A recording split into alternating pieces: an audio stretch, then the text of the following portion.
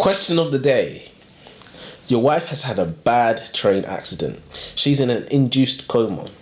How long is reasonable for you to wait for her to wake up before you start looking up a woman? A. You made a pledge till death do us part. B. Immediately because you have needs. And C. A year or some other specified time frame. I think I want to say A. You made a pledge till death do us part. Not what? Not because what? Look, I believe in your word is your bond, and word is my bond. I believe your word. So when you're in a coma, you're dead. I believe not necessarily. I believe your word is your bond. I believe your word is your bond. Having said that, an important question. Wait. So what? 5 years you're there busting nuts on yourself? No, like you've done before. No, but in all seriousness though, I think it's important to wonder if you do decide to pick A and think, yeah, my word is my word. Would this person do the same for you if the roles were reversed? You do have to consider that. You have to consider gone. Yeah, you have to consider gone. that. You do have to That's consider true. that. That's actually a good point. But I don't see why you can't have sex with your wife still. Go on. I mean, it's your wife, right? I'm listening. You know? I mean, don't you think she'd prefer that over you cheating? I like to think so. And as Quick facial. There's nobody here to disagree with me. It's not cheating if you have socks on. I think what? I think most people would think that's not okay. Yeah, nah. But yes, I mean, your wife don't want you to go elsewhere, so you know. Yeah, I suppose. Yeah. It's not like she couldn't say she's too tired. Yeah. All you've been doing is sleeping. But yeah, nah, coma is a very like. For me, so what's your definite answer there? I would probably go with. Read the A and B, C again. A, you made a pledge till death do us part. B, immediately because you have needs. And C, a year or some specified. I'd probably go with C, some specified time. And what is the specified time? Probably less than what's a year. Reasonable? What, really? Most people say a year. A year? I think a year is fine. Let's go with a year. Because it's a nice round figure, nice round number. I'm waiting for nothing. What, immediately? I'm not waiting for nothing. On the way home I'm off the hook. I'm off the hook, mate. I'll be there for you. You know, when you wake up, I'll be there. But this is the thing. You move on now. You have your next woman, and she wakes up. Do you go back to her? Do you go back? What if you move on and like totally new woman or whatever? Let's say 2 years down the line. If you moved on, you moved on. That's to me that's a betrayal. That's wrong. Listen, but I wouldn't move on. Is what I'm saying. Yeah, but you said after a year you're moving on. Oh no, I'm talking about if you get like a whole new woman. You're like, yes, I'm with this woman. After a year, you move on, right? And then you get a new. That's not what I was talking about. I wasn't talking about you. I'd still be waiting for the woman. Yeah, okay, so how long are you gonna wait? Yeah, like a year. Yeah, but that's what I'm saying. So after a year, you get a new woman, you start a life with them, you've been with this new woman for like 2-3 years. I don't know if I would do that. The new woman would be purely for recreational purposes. Okay, but how long are you gonna... Okay, this is what I'm asking. How long are you gonna not move on with your life? You're, having sex with a new woman, but... how long so you're looking... No. I've actually... evolved the question. Okay. So that'd be a lot more than a year. Yeah. Okay. So you're gonna. So what are you saying? 5? 5 years is a long time. Yeah, let's say if it was 5 years, because the number what I would pick is not necessarily important. Cool. Let's say if it was 5 years. 5 years. And then she wakes up. She wakes up after you already moved on. You got kids with this woman, next woman. Oh, well, that complicates the whole question. If you got kids with a new woman, I don't think that's a betrayal to stay with a new woman. If you got kids with a new woman, do you have kids with an old woman? No. Then, do you know what I mean? No, I'm You're breaking out your family. I'm not breaking up. I'll have the two of them. Oh, okay. Well, that's on the table. That's on the table. You're changing the rules, innit? No, I'm not changing the tree woman. No, I think if I was to move on, I would say to the woman, listen, I got a woman that's, in a coma. I can't just leave her. What, she wake up and we're gone after how much years? Well, listen, I'd say to her, look, we can do this thing, but when she wakes up, you can stay if you want. Would you tell that from the start? Yeah. From the beginning? Oh, yeah. Okay. I'll tell her from the start. I'd say, you can stay. But she's gonna be here too. Honestly, and if she wakes up and she doesn't like it, then I'll be like, well, I'm here. I'm not. I feel like it's a betrayal to walk away from someone in a coma. Like they need you. They need you. That's a betrayal. I think having sex is one thing, and one might say it's a betrayal, but That's true. I think but it's a like I'm betrayal saying, to if you've literally got cut her children. off. If you've got children with the new woman, that's for me. That's a betrayal. Yeah, but- you're starting a whole new family while she's in a coma. You know. I don't think you planned for that. Yeah, you mean you should? I don't think You should we have gone way over time. This was supposed Way to be over a time. quick- It's supposed to be a quick It's supposed fire. to- yeah, but that's the mark of a good question, then I guess. Because there's more to be said, but we ain't got all day. We ain't got all the time to say it. Yeah. So, pause this video right now. Go and read Funny Story by, Emily Henry. And when you've read it, you can join us for the discussion. or you can watch this video because we're gonna tell you all about it anyway. Yeah. I'm Elijah. And I'm Joseph, and welcome to the Icha Library. I was We like, will- surely you remember your name. Surely you can get that one right. Just about, you know. Yeah. I've been using your Audible, and I open up and it says, "Hey, hello, Joseph," or whatever. Have you not seen that? No, I haven't even glanced at it. I haven't Yeah, seen- because it will say, I mean, welcome, I've seen welcome, Joseph. It And will I'll be say, I haven't seen. So, I bet you ain't got the blurb. Of course, I have the blurb. Oh, okay.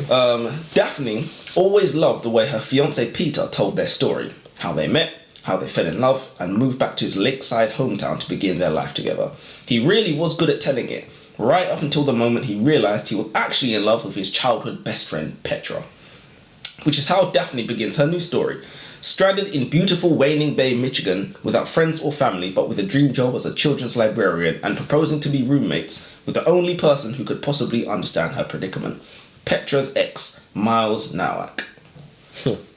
So, I'm just going to get straight into it. We can talk about things yeah, after, yeah. but my first point is, what's it been? 2 chapters in, and I'm hooked already? This plot is just too good to not want to know what happens next. Man goes on holiday for bachelor party, comes back with a new fiance, when he's moving into the family home that his current fiance or ex-fiance just bought together. So, you know, they just bought the house, she's furnishing the house, he goes away for a bachelor's party, comes back saying, I want this woman, walks in with her.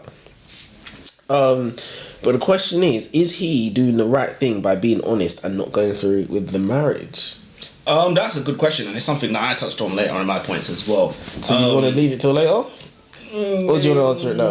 Look, we can answer it now. I personally think, Let me ask the question properly. yeah, If you are engaged to be married and you suddenly realise that you don't love this woman and you love another woman, are you doing the right thing by being honest and telling your fiance, I don't want to do this, I want that woman? Are you doing the right thing by not going through with a marriage? I think you're doing the wrong thing by not going through the marriage. I think once you made a commitment, you made a commitment. Your word's your bond. That's it. Really? Also, what I think is that you do not suddenly realise you love somebody out of the clear blue sky. Of course not. I think that's a sudden feeling, and people get sudden feelings around weddings all the Cold time. feet. They get all cold kinds feet. of jittery feelings. They feel like, oh my god, I'm gonna be set in life forever. I need to buy this motorbike, and they have all kinds of feelings that make zero sense. And you just gotta weather the storm, and you made a commitment. But this is the carry thing. on. I think he didn't have he obviously didn't have a close circle around him to tell him about this, Which you is know. yeah. Because it's obviously when you're in that situation, I assume you can't tell what's real. And You what's can't not. tell what's real. You have like some kind of psychosis where you can't really. I wonder where that comes difficulties. from an evolutionary standpoint. I wonder where that's a good question, to be fair. It's to save us. But- Don't do it, boys. Don't do it. But no, in all seriousness though, I think it is very important for men to surround yourself with men, because it's the men that will say things like that as opposed to Like, women. pull yourself What advice- together. Yeah, exactly. But no, that is very true. I feel like even we've asked this question, there will be women that said, "Oh yeah, Yeah. you know, Follow your heart and things like that. if it wasn't meant to be, it wasn't meant to be." Things All like that things of that nature. bullshit. And even our main character Daphne, even said something similar to Miles in the story, where she literally just said, your feelings are your feelings. There's nothing you can do, or something like that. I was like, Yeah. it's horrible advice. Yeah, Horrible advice to tell somebody to act on their temporary feelings, which is exactly what Peter did here. And if I had been his best man, I would have sorted him out, and none of the story would have happened. Yeah, no, definitely. In chapter 1, Daphne tells us her version of her story of how she meets Peter, her fiance. Her story is perfectly cohesive, coherent, and not at all like the meandering, inconsistent wire-mesh of jibber-jabber that we were promised. She literally said, if I had a cent for every time I interrupted my own story, I'd have 40 cents, and then goes on to retell a story with perfect clarity. This is a played out writing trope. Every female main character is quirky and not like other girls, and her quirkiness makes her a 10 out of 10 to the extremely handsome, successful male main character who would otherwise be uninterested in her. Yep. It's often referred to as the Anastasia Steele theory because its recency gives it more relevance. In the novel 50 Shades of Grey, Anastasia Steele is an English lit student who catches the eye of a rich business magnate by literally falling over in his office during an interview. She opens the door, falls over in front of him.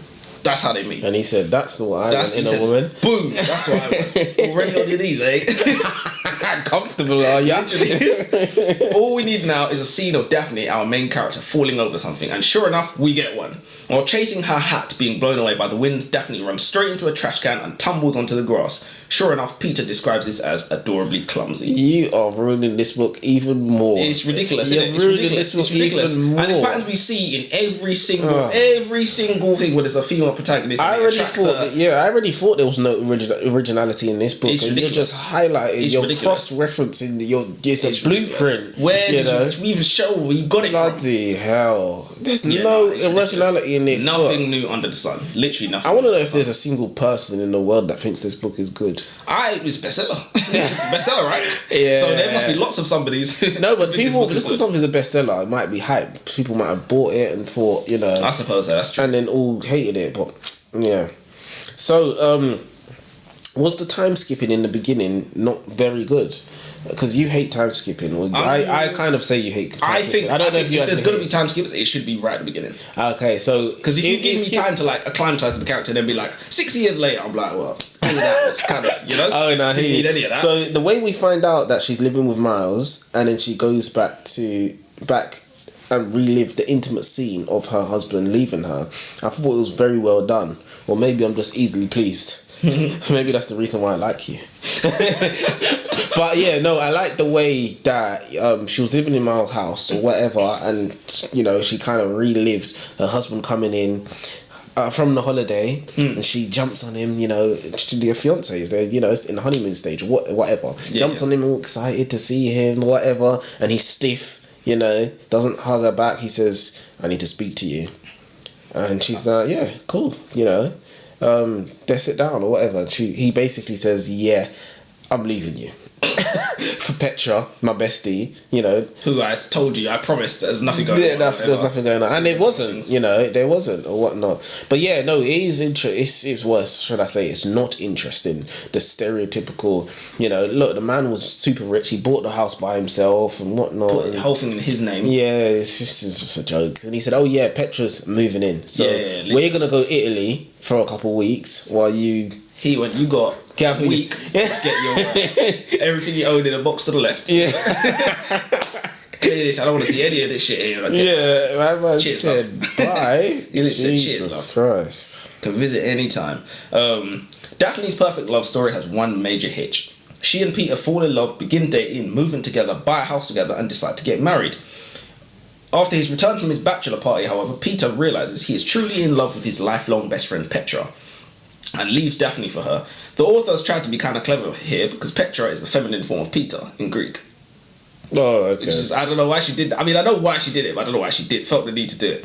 Daphne recounts the story of how Peter returned from his bachelor party after he and Petra had confessed their love for one another. Then, he pulls out a piece of paper with some apartment listings on it.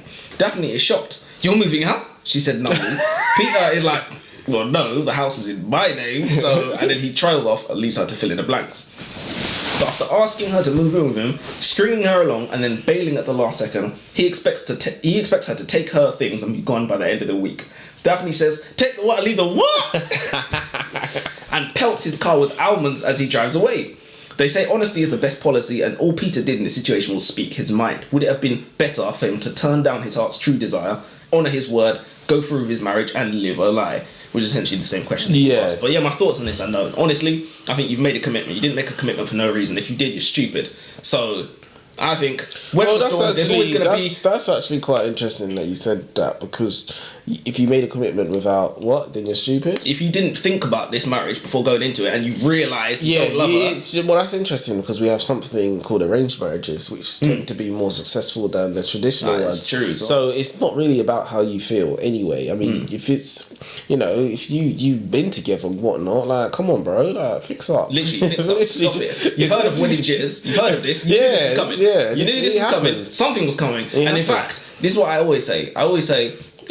When men are single, it's like you got to go out, you got to find women, you got to look for them, you got to do all these kinds of things. As soon as you get into a relationship, girls appear out of the woodwork. It happens every single time, like clockwork, so they can smell it. So problems always arise, as like right next to, as soon as you start something new or about to start something new, problems always arise. And it's part of your test and your trials and your tribulations as a man to deal with it. This is kind of fitting. Well, it's not fitting.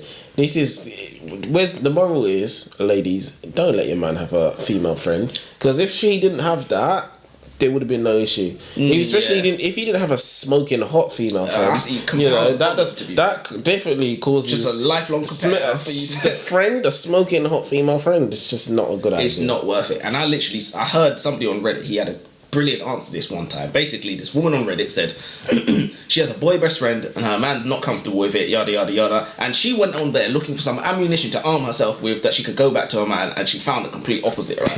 Loads of people said, yeah, you shouldn't have a boy best friend or whatever. And there was one guy that said it perfectly. He said, when you was growing up, did your mum have a boy best friend? And I was like, that's actually so true. Like, our mom's boy best friend was called Dad. That was his name. And it's like, you didn't I'm going to hang out with my boy best friend today. We're going to where? Whatever you want to do, you can do it with me. And it's like, more people need to hear that. It's funny you say that though, but yeah. You said that last time I said this is not. I know. You notice I didn't even need to. You said it the last time, to be fair. And even sometimes I'll be thinking to myself, and I'll be like, ironic. It's funny because man plans God laughs. It is funny because you don't. I mean, look, you find yourself in situations that you wouldn't advise on anybody anyway. You're just like, but it's not like that. Do you know what I mean? It's not like everyone's saying it. It's not like that. It's not like that. It's not like that. Not me though. I'm not like cover guys. Oh, honestly, I'm going. Laughing at you look like you're ready to go. I'll go. Yeah, you're going. I'll let you go more though because you have got more. But I believe so.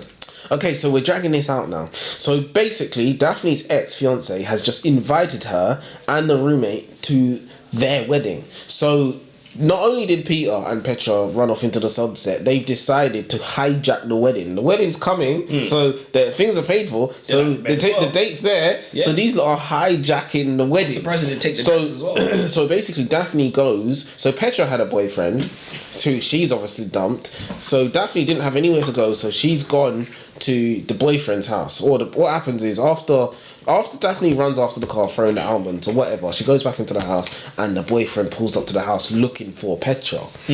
And he's obviously in distraught or whatever. The love of his life's gone. So she's like, well, I've got to move out. Can I crash at yours for, be your roommate or whatnot? So anyway, Daphne and Miles, they're at home. They receive wedding invites to their exes going on holiday, getting married. So they respond and confirm their attendance just to fuck with them, sort of thing. Which is would you have done that? I can't. It's very hard to put yourself in that position. It's very, very, because very difficult. I can't imagine, my girl doing that to me. Yeah, no, I can't. Yeah, but if I go there, I'm going there with a gun. Oh, listen, I'd go with something. Shoot up the place. And I'm leaving with something. Lives. I'm leaving with. So, what else? But yeah.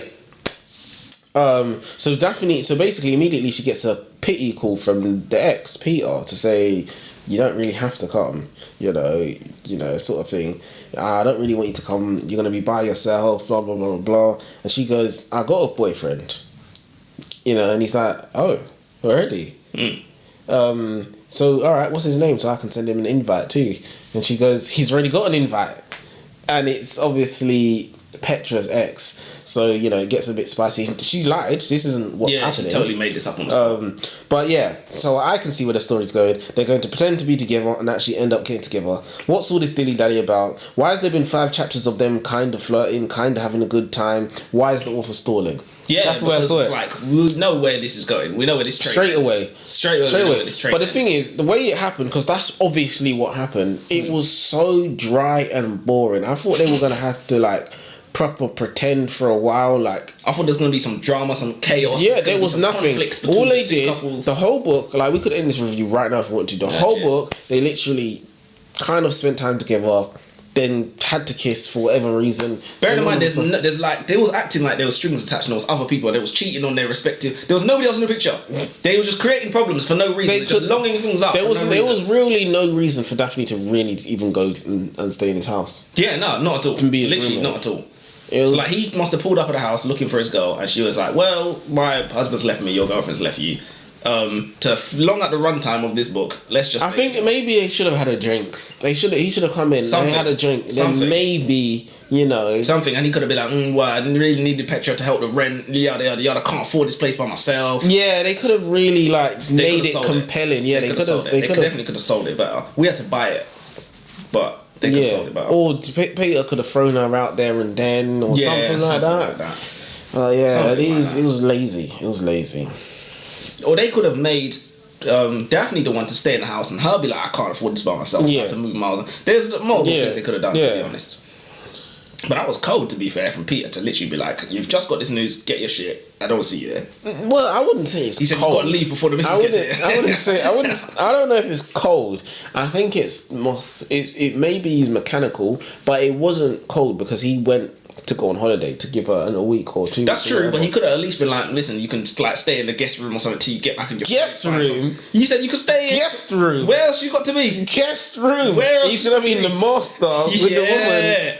There's a reason it's called the master bedroom. The guest room. I don't think that's kind. Listen, it's kind of throwing her out on the street. I don't know. There's some things you don't want to hear from your ex. Of course. I think... And listen, look, one of them is the wedding is no longer going ahead. That's the first thing you don't want to hear. My man said you can stay in the guest room. Man said, guess what? Guess what? Yeah, she would have married him. It's upside his head. It's gone. She threw almonds at the car. What do you think she would have done if he didn't leave 100%. There and then? Hell hath no fury. Don't we all know that, man? Yeah, listen, if you don't know, we're going to find out. You get to know. You get to know. Yeah. Stay ready, so you have to get ready. The author touches on more of the Anastasia Steele theory without even noticing it. In the present day, Miles Nowak is Daphne's roommate, but he's also the ex-boyfriend of Petra Collins, Peter's lifelong best friend and the woman that he left Daphne for.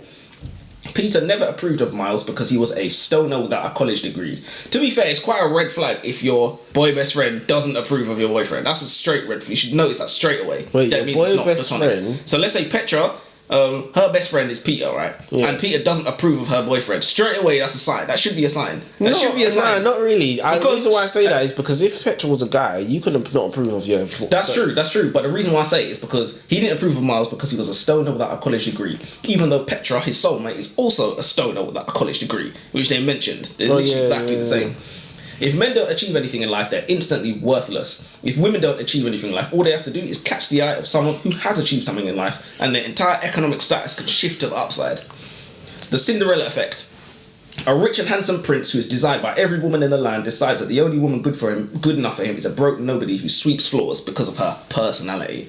I can comfortably say there is no personality good enough. Like, there's no way you're that funny, that interesting, saying that, dropping bars that daily to attract the level of... For example, a rich woman like Rihanna, Beyonce, you're never going to see them with some homeless guy and be like, oh, he's got a good personality. Exactly. Do you know what I mean? It's a pipe dream that we tell ourselves. But yeah. Yeah, you're just taking this book apart. Even the good parts. Alright, so, philosophy time. There always is something. There's always something. Daphne says, instead of trying to control your feelings, you can control expectations you have of certain people. And that's quite something if you think about it. Think about it. Imagine you're at home and it's your day off and you're chilling, watching your favourite TV programme. You've cooked dinner and you're waiting for your significant other to come home. Your partner comes home and you quickly realise that their mood is not nearly as buoyant as your own. They aren't particularly chatty, and they seem pretty negative in general.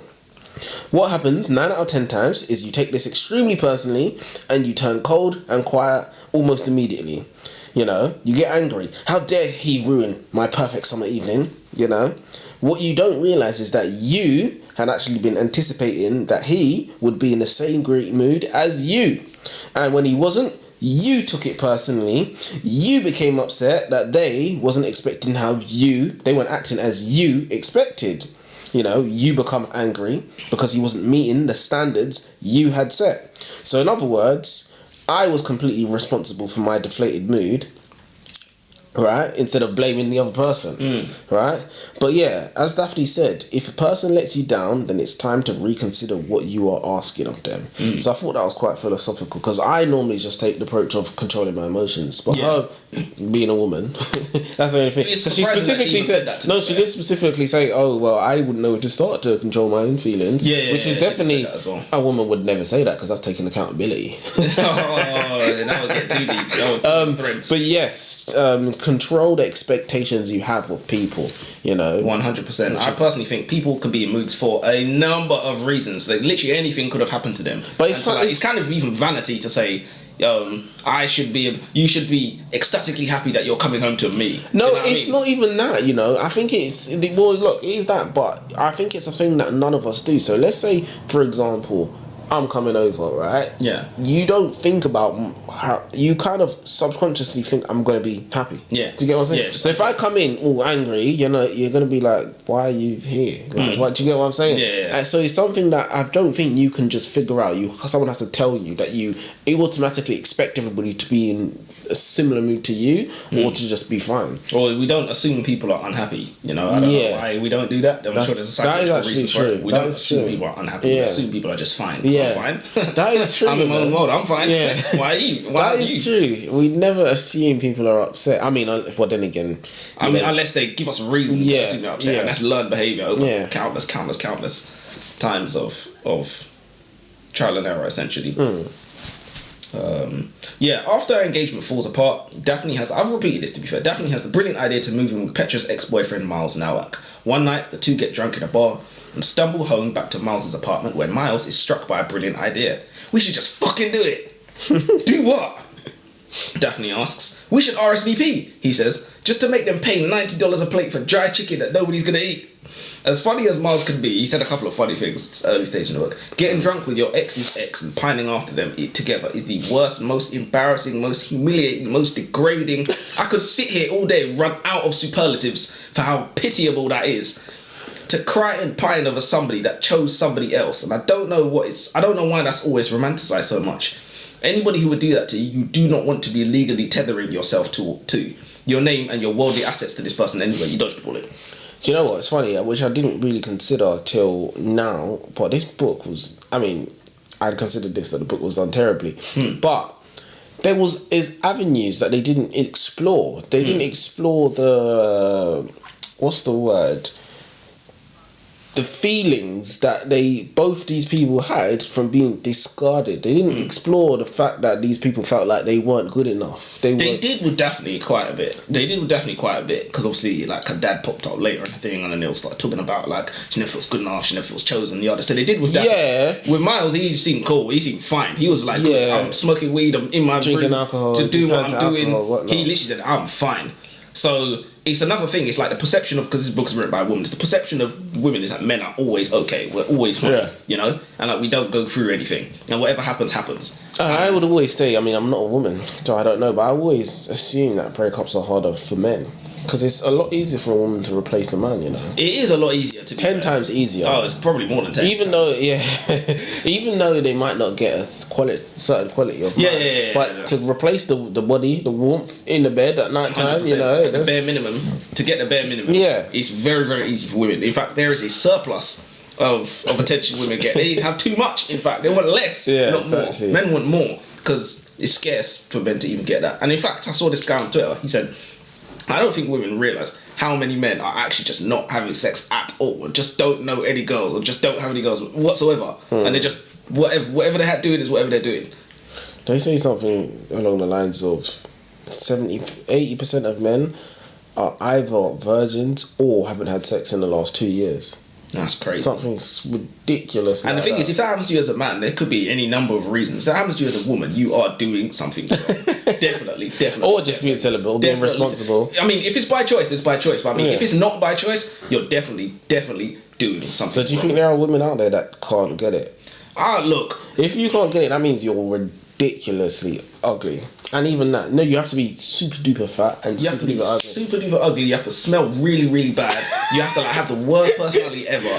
Personality is not a problem. No, but the thing is, it's not a problem. It's not a problem to get it once. So you really can't even bring up personality is not a problem. Your personality would have to be very, very bad. So like the first thing you say has to be like the worst thing I've ever heard. I don't think that's a problem. I don't think that's a problem for most guys. You'd have to really smell. You'd have to be really fat. Have to be really ridiculous. Really unattractive. But unattractive and fat's probably not a big issue. Fat is definitely the easiest to deal with, like, because there's guys that are into that, innit? Yeah. There's more guys that are into fat girls than unattractive. You have to really smell. You have to be really bad, have like the most mash up teeth. You just have to be just 0 out of 10. Teeth is a big problem though. 0 out of 10 in all Teeth, departments. yeah. It'd have to be 0 out of 10 in all departments, because you can't start with a handshake, innit? You can't start sex with a handshake, is what I'm saying. So teeth is a massive problem, innit? Oh yeah, definitely. Alright, go ahead. No, I just went. Wait, did you go? No, cause Oh yeah. Alright, go on, do one more. So it seems as if the writer is setting us up for a Daphne and Miles love story. They're both heartbroken souls, spurned by the same people, finding solace in one another. The components all seem to be there. My question is this: if they fall in love, get together, and find happiness, does that mean Petra and Peter are forgiven? Well, that's what I was thinking. Was it a good thing? Yeah. Is it a good thing that you got left by your husband and kicked out of your house, and all of your family and friends left you? I don't know. Okay, so the way I see it, I don't think there's much differences between women, and I don't think there's all that much differences between men. No matter who you're with, you're supposed to. Usually, in a relationship, that brings happiness, because that's what we chase. You're going to be able to laugh and have a joke with them. You're going to, find some TV shows together. You're going to go on holiday and experience stuff. You might have children or whatnot. It's all the same things. So the things that she's going to be doing with Miles, the way I would see it is I could have just been doing it with Peter. It's as simple as that. So I don't know if it's a thing where good thing this happened because Miles is perfect for me because you thought Peter was perfect for you. Yeah, I mean, not everyone thinks that way. I think it's very... I don't necessarily think you're wrong. That's probably true. Because most men, they do like women complain about men, leaving the toilet seat up, leaving clothes on the floor. And we all do the same. We all do the same shit. The women complain about the same things.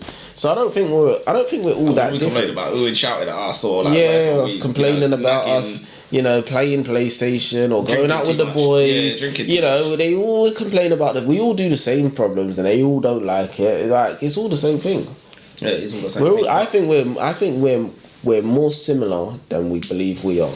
Definitely, everybody believes they're different. Everyone thinks the relationship is special and unique. Yeah, when you give us one complaint from your relationship, I'm telling you, we've argued about that. Literally, put these in the comments. Put your complaints in the comments. Exactly. Whatever. I'm telling you, you ain't the only one. I've had that argument today. I'll do you one better. I will give you a scenario. Sorry, I'll give you a line of speech that will get you out of the situation. Because what did I say to you? So for example, I was telling Joseph, right? You have an argument with your girl, right? And you say, oh, well, if you think that's true, that's like saying blah, blah, blah. You give her a scenario and she says, oh, that's different. No matter what you say, when you give two scenarios that are very similar, so you disprove her scenario by giving this scenario, which is the same sort of thing, she'll be like, oh, that's different. Yeah, just to defeat you. But instead of saying, it is the same, because she'll be like, oh, it's not the same, it's different. You say, yes, of course it's different, but what are the similarities? And then you can link the similarities and shut that bitch up. I'm full of those. 100 Icha Library, we will get you out. Yeah, call a hotline, So yeah, you got to be a wordsmith with these little things. You literally do. Do you want to go again? I got another one. No, if you've gone twice. Have you gone twice? I think so, yeah. We can't count, can we? Honestly, having too much fun. Daphne seems to be the exact replica of all other 2D lead female characters. Apart from her looks, she seems completely unremarkable. No skills, talents, and not just that, she has no hobbies and basically no personality. Ridiculous. Just the usual sort of humorous, sarcastic chat for everybody. Why did the author not breathe any life or originality into her? But every man she has met in this story that is not related to her has been in love with her. Despite everything you just said, do you know what I mean? The unrealisticness of this, there's nothing going for her, more or less. I mean, I guess she's pretty, we don't know because we don't see her. I just assumed she was... We must assume. No one's going to specifically write her into be ugly, innit? Yeah, exactly. But yeah, man, it's just... Yeah, authors love to do this with female protagonists. They love to make them 2D. They love to make them these. I don't know. I don't know if it's purposeful. I just thought it was a lack of originality. Because if it's purposeful, then you might say that it's creative. You might say that if they do it on purpose. I don't necessarily they understand the psychology behind, and because women like to, I don't think they necessarily do that. I think they do what works, and they write fantasies. And this is what women fantasize about. Women want to read stuff, and they can go, "That's like me. I like that." Yeah. And like, she's got this rich guy who runs this company. So remember we read the book What About Men, and she said something very, very interesting. And she said, in female books or films or whatever, it's normally a normal woman that women identify with. And with guys, it's a normal guy that finds some superpower or he becomes the hero or something like that, and that's what men identify with, literally, or gravitate towards, because it makes all of us think, I'm him, and I just need to find this 100%. Superpower, which like, I saw this study, right? I saw this study, and it said the most beloved Avenger for men is Tony Stark. Which is ironic because he has no powers. That's what I would have thought it was, but it's ironic because he has no powers. But he just built what he has. He's super rich, super charismatic, and it's like everyone wants to be Tony Stark more than they want to be Steve Rogers. Because Steve Rogers, like they said, and also Batman's a big one as well. Batman's a huge one, but Batman's a huge one, but it's more Tony Stark mainly because of the jokes, mainly because of the charisma. But Batman is a huge one because it's billionaire playboy, drives Ferraris, all of that, runs Wayne Enterprises, beats up criminals with his fist. Hops off the helicopter with Tree Girl. Do you know what I mean? Beats up criminals with his fist. He's got Poison Ivy there, he's got Supergirl there, and he's got no powers. Yeah. And it's like, who wouldn't want to be this guy? Yeah. $1 million question.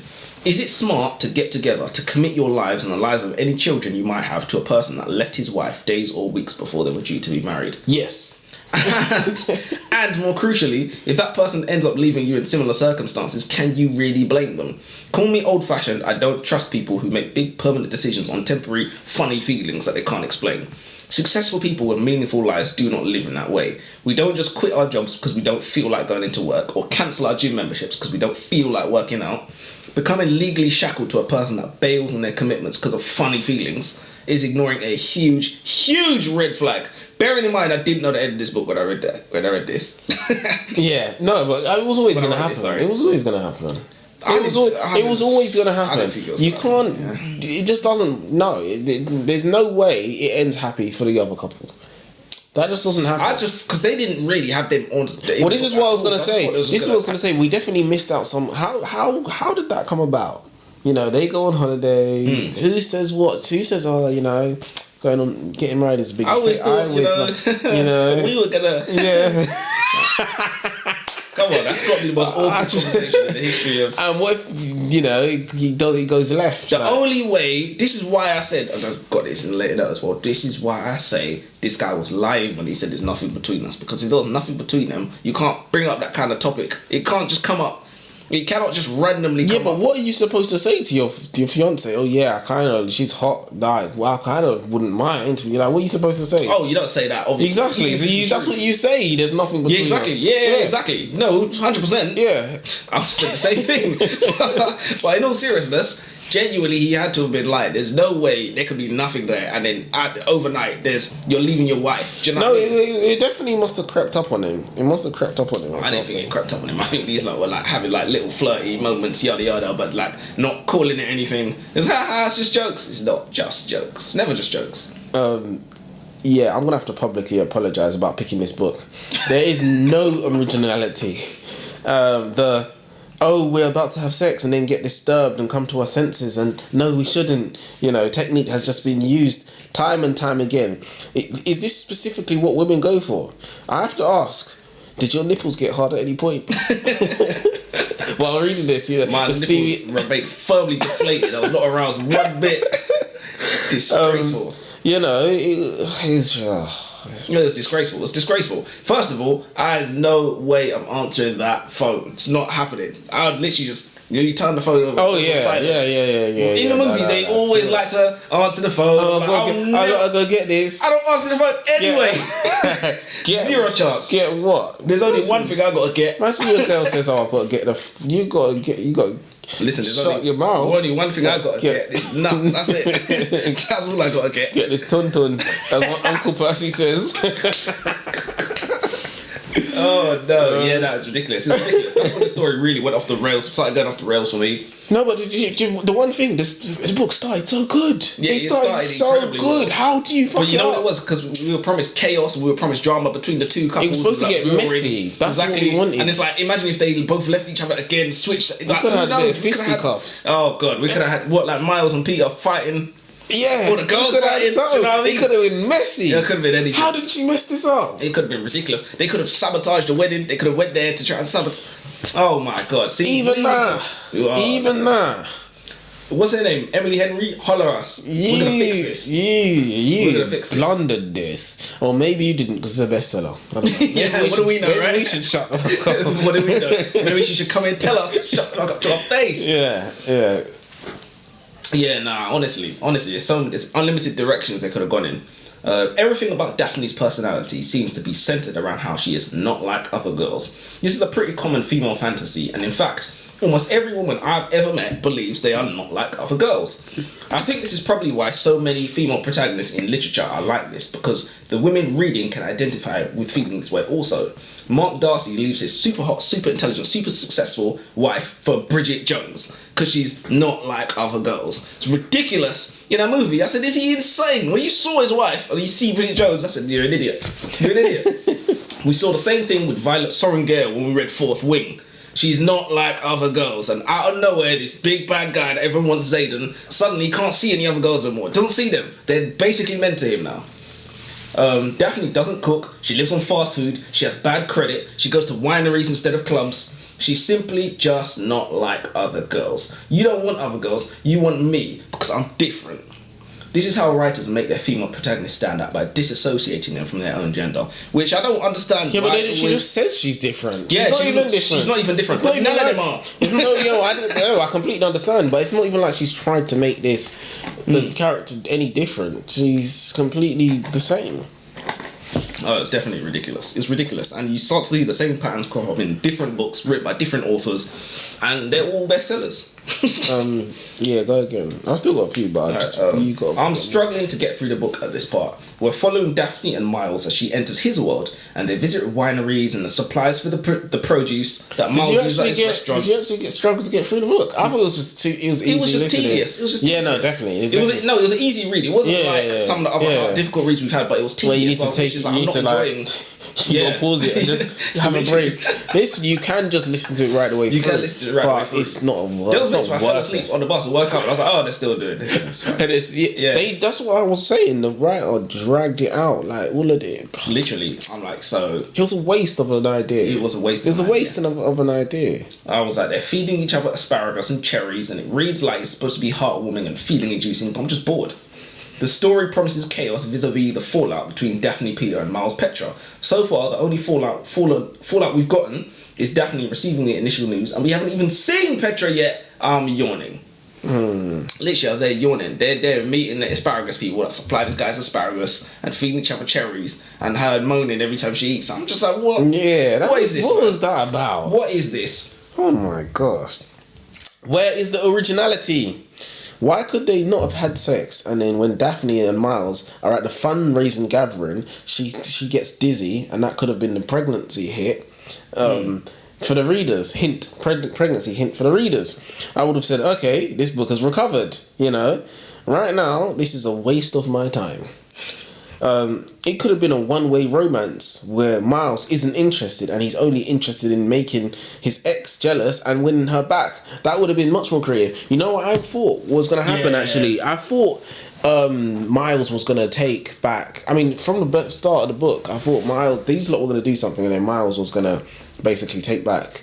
Or Petra, and then leave. That would have made total sense because Peter tried to warn Daphne about Miles. He's like, oh, he don't know who he is. He's not a good guy. Yada yada. That would have tied everything together, and he would have been like, oh, so Peter was actually trying to help her. But yeah, I don't know, man. But it's these stories do not end up on bestseller lists. What we're talking about, innovation, does not end up on a bestseller list because we're not like, what? Do you know what I mean? They can tell when it's off formula. Yeah, definitely. I think some women might watch this review and think, you know, what are these lot talking about? The book was fantastic. Listen, if you enjoyed it, more power to you. Far be it from me to tell anyone what to enjoy. No, that's completely... Like I said, she's a bestseller. She clearly knows something we don't know. Go on. How many times is Daphne going to remind us that Miles smells spicy? How many? We get it. Not only do we not need to be constantly reminded, woody and spicy, but I was unaware that spicy was a scent commonly attributed to human odour. I was unaware it was a desirable smell to even have. What is he even doing why he smells so spicy all the time? Is he using Link Scotch bonnet? What is he doing? What is he actually doing why he smells spicy? I've never heard anyone say somebody smells... Well, imagine if I said to you, I'm actually smelling spicy today. Going home. Well, if I said, Joseph, you're smelling zesty. That's worse. I've heard that one though. I've never heard spicy. That's zesty. A thing that the young people say. Joseph, have you ever had sex with a girl that's so driven with lust that you're kissing her and slowly taking off her clothes one by one, you know, TV style, the way these guys were doing? You know, key in the lock while kissing. Oh, come on. You know, in the house falling over furniture and shit. Come on. Because I haven't. I don't know. Are we just boring? Yeah, maybe. Because in these TV, in the books, and that's what they do. That's normal. Yeah, the floor and it's like... you know, are we just boring? Maybe we're just boring. We're just boring. So is it just the usual choking and slapping? Whipping. Can't forget the whips. Do you dress up? You know, maybe you got a sexy slave costume or something. The feet shackles. But quick question, what is your opinion on the schoolgirl outfit? This is techie for many people. This is a techie question to answer for many people. It's not techie at all for me. I think it's above board. As long as you're an adult, it should be above board. And the reason it being, I say that, is because we have these laws to protect minors for a reason. Minors. It's a spit where, like, I'm following the spirit of the law as opposed to, like... In fact, it's not even the letter of the law, it's the spirit of the law kind of thing. It's the letter of the law and the spirit of the law. Because it's there to protect minors. If you're not a minor, it's not for you. The law is not for you. Yeah, but... You know? But what it's doing, what the schoolgirl thing is doing is promoting the sexual attraction of schoolgirls. Yes and no. Because first of all, schoolgirls shouldn't be dressed like that. That's the first thing. No, but the schoolgirl outfits are pretty normal. Like, it's just... tights. They're pretty normal to what I would say, right, is that but let me finish. So it's not only because look, there's gonna be some men that like that sort of thing, right? But it's promoting it to men that don't necessarily immediately like that. It's kind of driving, it's not forcing them, but it's promoting it to people. It's making it more popular. Okay, and that's making schoolgirls more attractive. There ain't no school guys. There ain't no school boys. There's teachers though, but there's no. There's no school boys. I mean, to be fair, depending on the circles you're in, there might be school boys. Depending on the what team they're playing for, what team. Yeah, to be honest, I've never seen it. But what I would say is, for example, I heard this woman, she said this one time, right? She said, the way that we should target people who consume illegal material of children, child porn essentially, the way we should do that is use AI and flood the market with freely available AI-generated images of essentially what they're viewing. Yeah, but then it wouldn't be illegal. Sorry? But then it wouldn't be illegal. Yeah, exactly. And then no children would actually be being victimised, is what she's saying. So the focus isn't whether we think this is okay or whether that's okay or what people are into, because remember, it is not illegal to be a paedophile, it is illegal to act on it. Do you know what I'm saying? Because we don't necessarily agree people can control what they're into. So what you're saying is it's simply the exploitation of children that's wrong. It's not the content. Legally, itself. yes. So And legally is the element that people are considering when they say, should this be allowed, should this not, paedophile, yada yada. I was kind of talking ethically. Ethically, I was talking ethically, but that's quite interesting. So, but they're trying to. I'm pretty sure they're trying to outlaw the AI stuff. well, yeah, they can outlaw whatever they So, want. do you make think they this all up shouldn't anyways. outlaw the AI stuff? I think if they want to reduce the exploitation of actual real world children, their best chance is to do what the woman said: flood the market, flood the consumers who are going to consume stuff anyways with AI generated content this is the with problem. no children in it. But this is the problem. Surely, if you put that content out, yes, the paedophiles are going to be happy, or the perverted people, whatever, right? They're going to be happy. But it's still promoting it to others, and it's promoting to everybody. People might just be curious and they figure out that they like it. It's still the next step is still to have the real experience. And then you've also got the VR. What, they're gonna sell children experiences as well? Like how? Like it's a bit mad. Isn't I it? personally think that because it's done in the dark, because paedophilia is done in the dark and viewing child porn imagery is done in the dark, we don't really know. We don't really have a concept of the scale of it. Do you know what I mean? And we just think, it's just Gregory doing it in his bedroom or whatever with the lights off. But I don't. It's happening anyways. These things are happening anyways on a huge scale, and children are actually being exploited of it. So there's no way that it would drive up exploitation of children, because some people that don't want to go to prison that will just not, because now I have this, So there's some people that maybe they want to smoke weed, maybe want to do that, but they don't because they have alcohol, they have vapes, they have this. Do you know what I mean? Obviously, weed is a bad example because you're not going to go to prison. No. I get what you're saying. It's a very interesting topic because I don't know if people put it this way. People aren't saying paedophilia is wrong because it's against the law. People. No, do you get what I'm saying? Yeah. It's not illegal because it's wrong, not the other way around. But that's what I'm saying. Yeah. So, it'd be interesting. What I'm talking about is the age of consent. Why is the age of consent 18 or 16 or whatever it is? Do you know what I mean? Yeah. Why isn't it one down? Do you see what I'm saying? It's specifically on that number for a reason. So if you hit that number, you're on that number for a reason. If you're one above that number, you're one above that number for a reason. Do you see what I'm saying? So if you're a 19-year-old, 20-year-old, 21-year-old wearing a schoolgirl's outfit, you are above the age of 18. Yeah, no, I completely get you, but so if it should be high, we should just raise it. So you don't think it? So to get back to the original topic, you don't think it's perverted? I don't. Well, okay, that's a different question. You didn't say that first. That's what the whole question was. Oh, wait, I said, what's your opinion? What's my opinion? Perverted is what does perverted mean? Does perverted mean it's like perverted is wrong? I mean, look, perverted is like deviance. It's like sexual deviance. I think it's sexual deviance. It's not it's deviant from what is vanilla. It's deviant from what is the norm. No, but deviant means you've just gone a different way. You're into stuff that's nothing to do with reproduction, basically. Do you know what I mean? Because head isn't. That means head's deviant.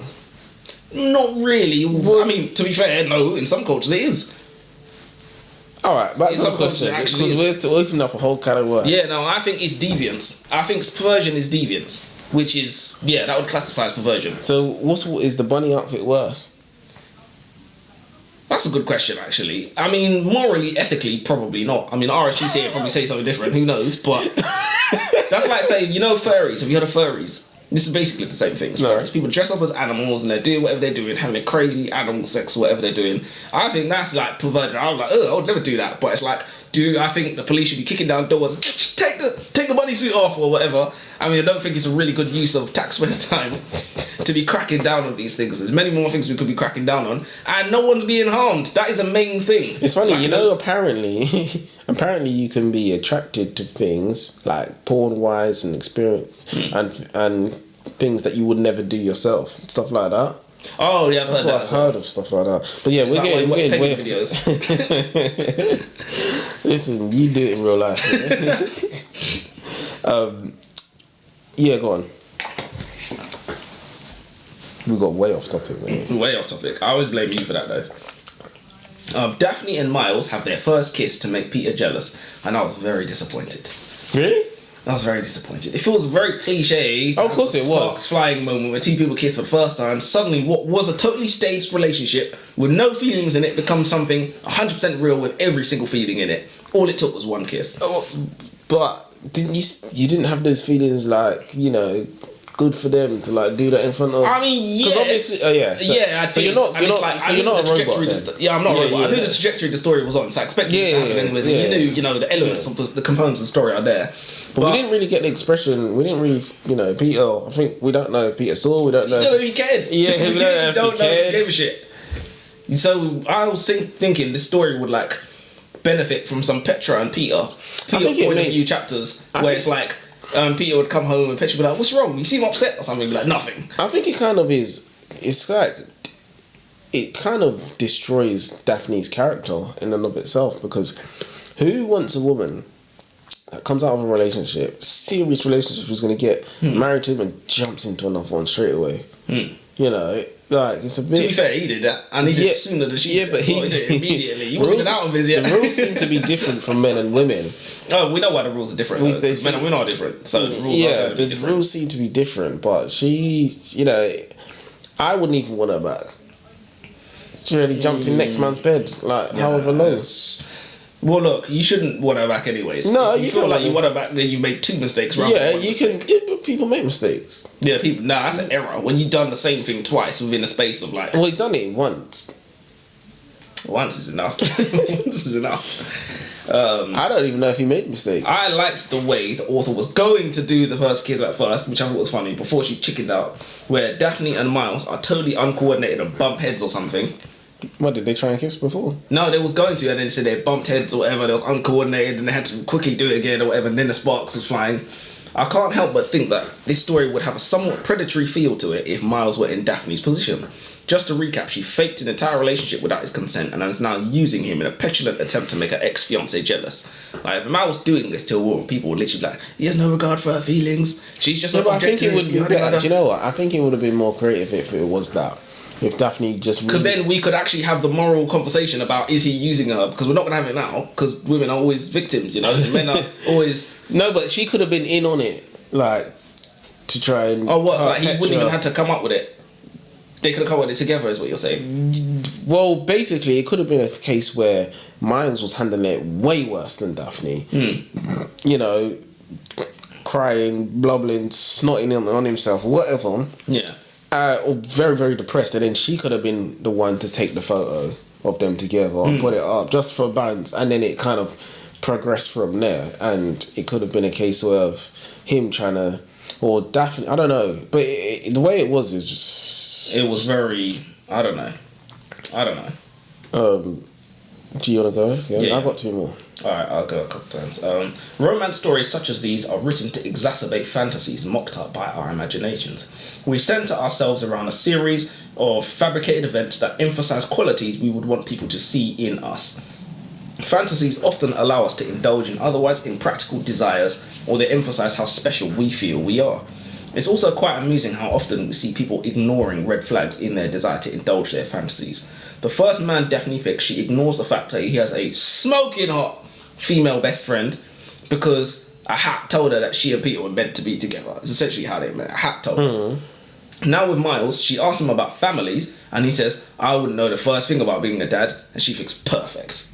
And it's just like, what is this decision making, So we're starting to see some flaws in our system for choosing compatible partners, and I wouldn't be surprised if Miles ends up being a nefarious character of some sort. This is me trying to salvage the story at the end, because I was like, it started really well, got kind of cold in the middle, and I was thinking the end could potentially, like you like to say, the end could potentially make up. It's definitely one of the best started books that I've read. 100%. Which is something to say. Maybe it's a rule to not start a book too well. Maybe you start it slowly and build up, because all it does is just go downhill. Literally, if you start on top, you can only go down. I was thinking potentially, perhaps the juice could be worth the squeeze. When it's all said and done, at the end of it, if we get like some super chaotic ending, punch up maybe something. Why couldn't it just been spicy all the way through? Why couldn't it have been messy? It could have been messy. This is like asking for it, man. It was nice the whole way. They could have gone to Italy chasing them down or something. They could have shredded. She could have been toxic. She could have shredded the passport. She could have mashed up the house. She could have done a whole. She could have been that crazy. Could have made us hate some of the characters potentially somehow, some way, maybe.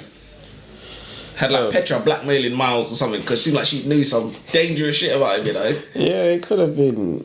Daphne claims she refuses to borrow money from her mother because after her parents split, her father treated her mother like an ATM and that it was a fucked up form of child support. What's weird to me is that this concept is not new. It's just that when the ex-wife is the recipient of money in these circumstances, we call it alimony or spousal support. When the ex-husband is the recipient, which happens far, far less, it's fucked up and being used. Obviously, we don't know the specific circumstances because they weren't elaborated upon. We don't know if it was like court-mandated spousal support or whether he was just asking her for money. Yeah. This is just me choosing to whimsically vilify random elements of the book, irrespective of the intentions of the author. That's what we do here at the Icha Library. We don't play nice. And to be fair, if it wasn't spousal support, you should have made that clear. But yeah, I just thought it was super funny because I've decided to assume it's spousal support or some kind of court mandated, and it was because like, what woman's leaving a man and then paying him, you know what I mean? Just because he needs it? Yeah, it just didn't sound plausible to me, so I had to assume it was some manner of spousal support because it sounded broke anyways. And if she wasn't, and she seemed to be working. She seemed to be working, doing well. Like, in fact, that seems like the parameters of spousal support for me to be. So Daphne and Miles finally have sex. Never saw that coming. You know, I know obviously the usual audience for this book is overjoyed that this has finally happened. But the problem is, Daphne said she wanted Miles so much more than anybody she's ever wanted. Of course. That's how women want to feel. That's how they want to feel. She was actually committed to marrying a man where she already thought as much.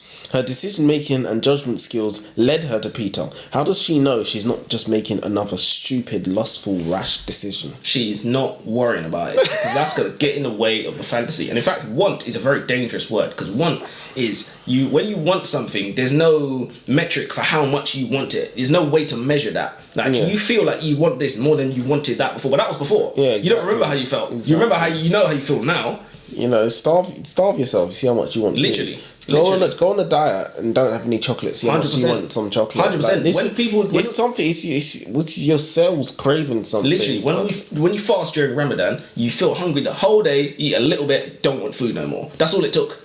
Yeah. You don't even eat. You think have all these dreams of all these things that you're gonna eat. You're like, I'm gonna have the spread, I'm gonna chicken and rice and everything. You eat like a tiny bowl of rice, whatever it is, some dates, have some water, don't eat no more, and then you do the same thing the day after, and you do that 30 days in a row. And we never learn. So one really is a phantom of your own imagination. While describing her intimate moment with Miles to her work colleague Ashley, Daphne goes red and claims that she doesn't know how it happened. This is clearly bullshit, and it backs up my theory about platonic relationships. In my mind, men and women of similar ages and similar levels of attractiveness are never truly platonic. You're only ever a few shots of Bacardi away from putting it in. Daphne and Miles had already kissed and they decided to watch a movie in their pajamas. They're not slick. We all know what watch a movie means. Netflix and chill. Netflix and chill. Amazon Prime and quality time. Done that. Literally. What did they think was going to happen? Men and women do not make great roommates either, especially not while trying to achieve this platonic pipe dream. What else is there to do but sex for a man and woman alone in the house? Scrabble? So, what do they think they was going to do? That's the question. Can men and women be friends? That is a good question. Look, men and women can be friends, what I'm saying. Men and women of similar ages, similar levels of attractiveness. The men don't want to be friends. Heterosexual. I literally said, if you think you have a platonic relationship, I guarantee you do not. Maybe you're the only one who wants to be platonic. Yeah. I'm telling you, as a woman, you go say to him, boy, you know, should I come over? Literally roasting. Late at night, yeah, boy, let's have a couple drinks, you know, sort of thing. It's on. Yeah, it's done. Men are dogs. It's literally. Not me, though. Yeah, literally. I'm not lying, guys. In this day and age, sex is too easy to find for men and women to be thinking about doing much else. Whatever your typical man may be interested in, whether football or cars or PlayStation, he likely has a male friend in his circle who can relate to him on these topics far better than any woman could. Likewise, whatever interests a woman has these days, she has female friends who can relate to these topics. Even something that is relatively an even split, the gym. Women typically do cardio, legs, glutes, hips in the gym. Yeah. Men would do shoulders, arms, back, chest, abs. And why? So that we can increase our sex appeal to make it easier for us to have more sex. There's only one thing that the genders can do for each other that we cannot do for ourselves. Sex. Hence the extinction of platonic friendships. There's literally everything you need in a friend your own gender is probably, likely, definitely better at being that friend than the opposite gender. Yeah, I mean, only thing the opposite gender is better at doing is having sex with you. That's it. Well, lesbians and gay people seem to be fine. Well, yeah, you know, it's like of the same attractiveness and the same sexuality. Yeah, well, it's an instinct, isn't it? It's a drive. You don't want to be. I mean, let me not get us in trouble. How many have you got? I got one left. I've got 3 left, so let me do 2 and we can do the last one. Here's where the plot really starts to develop a mind and behaviour of its own. Daphne and Miles get hot and heavy. They're interrupted by the visit of Miles' quirky sister Julia, who is also just not like other girls. Why did they bring her in? Why did they bring a bunch of these characters in? Why did they bring the sister in though? They brought in a bunch of these characters for no reason. For no reason. Just so they could be there. Just to give, you know, Miles some emotional... Give him something to struggle with. Because his life was too good. They was like, so you're making all this money, you got all this protein, you've got this good asparagus, got this good poker room or whatever that they had. Bruv, it made no sense. Instead of us going down the route where we wanted to go, which was towards James and Petra. James? It's Peter. Peter and Petra. He didn't remember his name. It doesn't matter. With dealing with the sister. Oh yeah, and then the family come round. The dad and then Starfire come round. I said, what is this? Literally, what is this? And don't forget all the work colleagues as well, Ashley and like, what is his name is? I don't know what that was about, mate. It was a shambles. It was an absolute... What are these editors doing? Yeah, no, I don't know what they was doing. They're just taking the money. They're just collecting money. Collecting their paycheck. They're collecting money. Miles and Daphne go to a reunion of their senior prom and dance and kiss in front of Peter. At this, Daphne is once again overcome with feelings, funny feelings, and she runs away. It's lost on me why authors choose to do these things to their female protagonists, because they're not doing them any favours.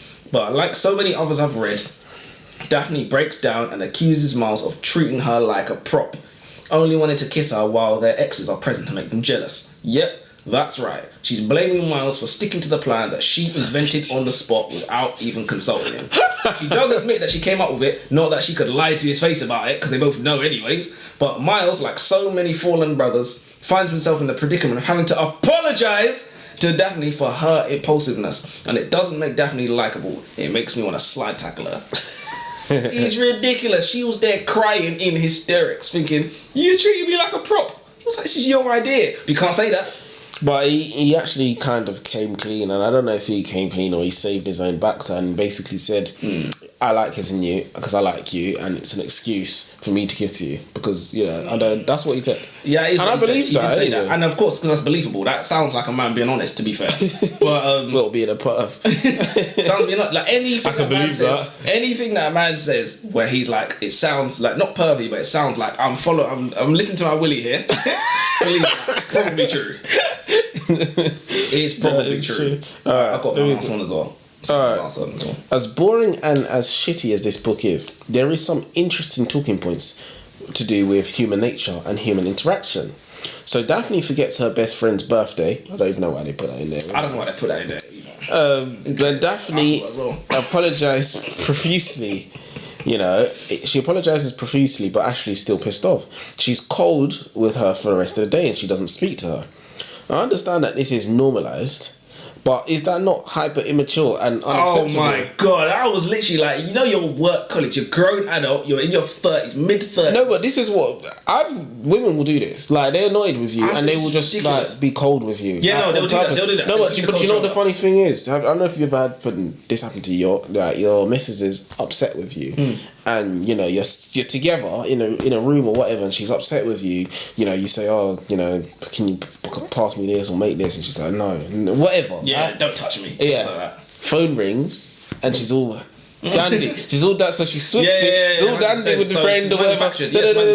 And then phone comes off, and then it's back to cold for you. Isn't that immature? Isn't that so fake? And it's just like, are you annoyed or you're not annoyed, or like, what is this? Well, I literally said they use their behaviour to reward or punish you for appropriate or inappropriate behaviour. So you do something wrong, they use the behaviour to punish you. You do something right, they use the behaviour to reward you. It's crazy. Do you know what I mean? It's dog training, like you said. Yeah. But what I found so ridiculous, because I was like, it's a birthday! Are you seriously telling me she's that mad over a birthday at her big age? Yeah, exactly. A birthday? And what was they going to do? Paint her room together? I said, this is ridiculous. It's ridiculous. This is why I said these authors Why did they put it in there? I said, these authors are not making women look better in these stories. They're making them look worse. They're not doing them any favours.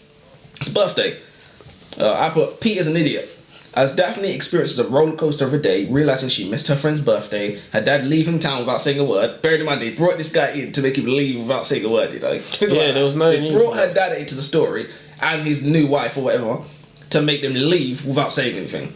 Miles ghosting her for a day. The day is rounded off by Peter showing up on her doorstep and saying that he can't go through with marrying Petra after all, and he wants her back. Surprise, surprise. The guy who bails on his commitments bailed on his commitment. What's that saying about leopards and spots again?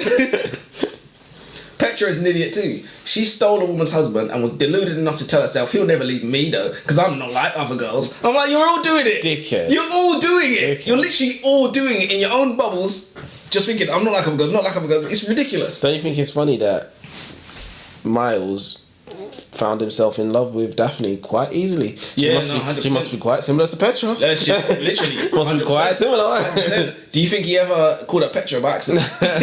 Because oh boy, here we go. That's he actually never spoke about any differences between them. He didn't.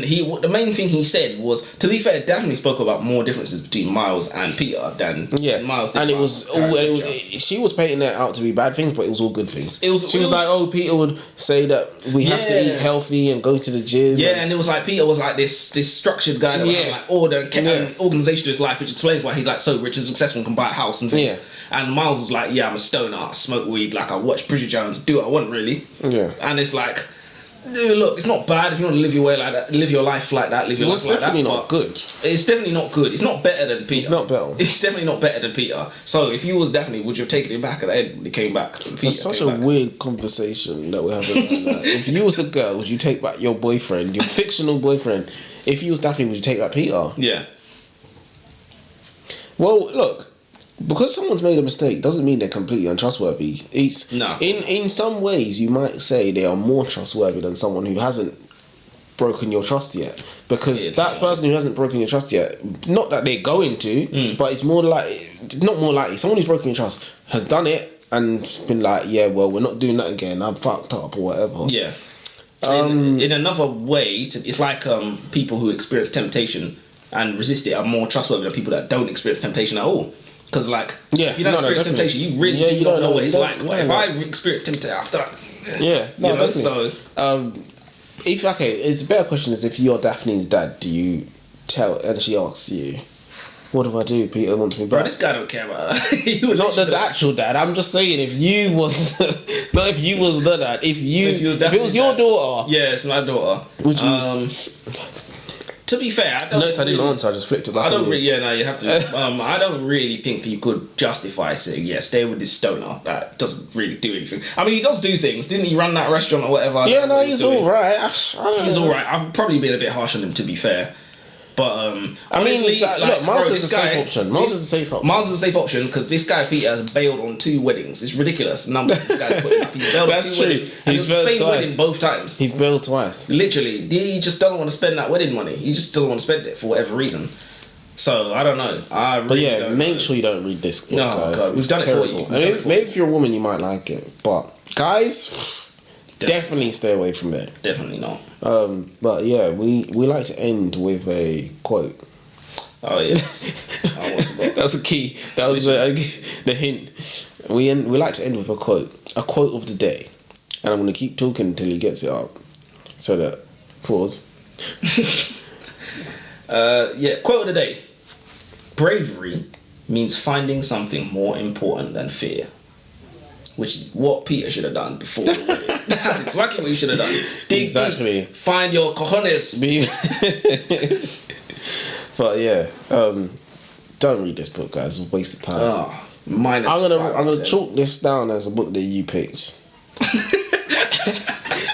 Just for the history books. Massive for those records. But yeah, definitely one of the worst books I've read. It's not as bad as Mother Son though. It's nothing as bad as the Mother Son ever. I would delete that book from my head. It's just useless. I could do with extra brain space. So if you had to read one again, oh, definitely this. No contest. No, I was gonna say The Name of the Rose. I knew you were gonna say it. I knew you were gonna say it. But The Name of the Rose or The Mother Son. I'm never reading that. The Name of the Rose. I'm never reading it again. You know, like some of these books, you're like, oh, I might like to I'm never reading it. I could read The Mother Son again. I'm never reading The Name of the Rose again. That's the best, worst book, or it's the worst, best book. I'm leaning towards The Name of the Rose. The Mother Son was horrible. But The Name of the Rose was so long. But The Mother Son, there was nothing good about it. There was nothing redeemable about it. While rereading, you would literally just be like, oh my god. I don't know. Follow that white boy around or whatever. Yeah, but anyways. Listen, we're going to leave you to it because, till next time.